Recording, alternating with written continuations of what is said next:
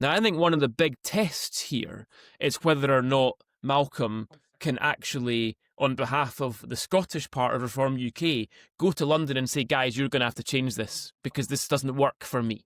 Now, when Scottish Tory leaders have said that, London have said, forget it, don't care, not interested.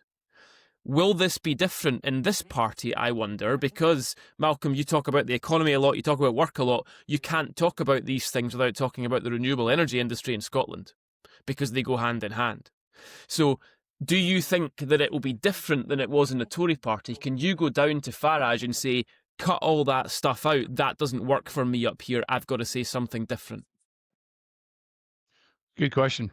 And actually, the timing on this is going to be quite interesting, because if Scotland, if there's a big move to reform in Scotland in May next year, and that's 3 years ahead of Westminster in 29, that gives Reform UK. That means that Reform UK has got its biggest impact, its biggest voice comes from Scotland.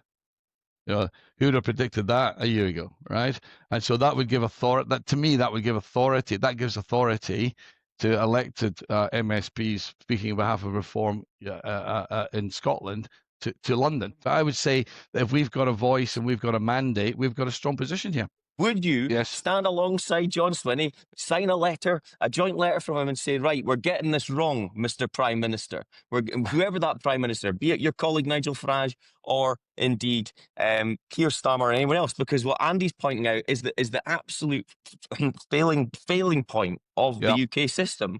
As he says all the time, people down there couldn't care less about what happens in Scotland. Will you be any different?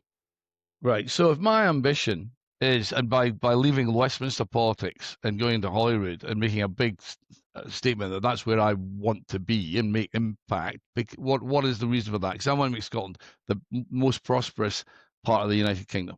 So if that is my litmus test on any issue you put in front of me, Jeff, does this help us make Scotland the most prosperous part of the UK?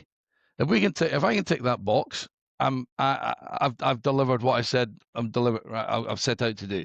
If it doesn't, and there's a problem in London, I go to London with a very strong voice and a very persuasive argument as to why this needs to be changed. And if it doesn't get changed, I can have a row, can't I? But at least I know what I'm having a row about.